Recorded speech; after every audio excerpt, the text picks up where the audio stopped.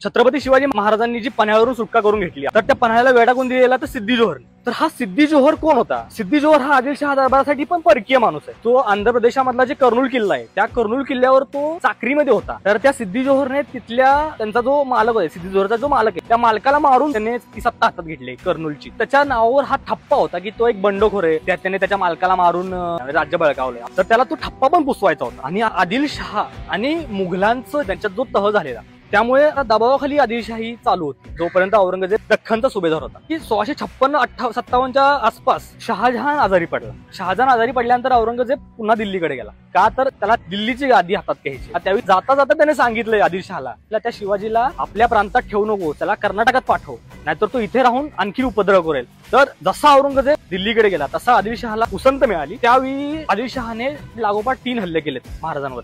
पहिला हल्ला अफजल खानाला पाठवला. तर हा अफजल खान महाराजांनी फाडला प्रतापगडाच्या पायथ्याशी. त्या अफजल खानाचा जो मुलगा होता फाजल खान, त्याने सूड उगवण्यासाठी पन्हाळ्यावर त्याने आक्रमण केलं. तर त्यात तो फाजल खान आणि रुस्तमे जमा त्याच्या सोबत होता. हे रुस्तमे जमा आणि फाजल खान, त्याचा तर पराभव केला महाराजांनी. आणि तिसरा हल्ला झाला तो सिद्धी जोहरचा.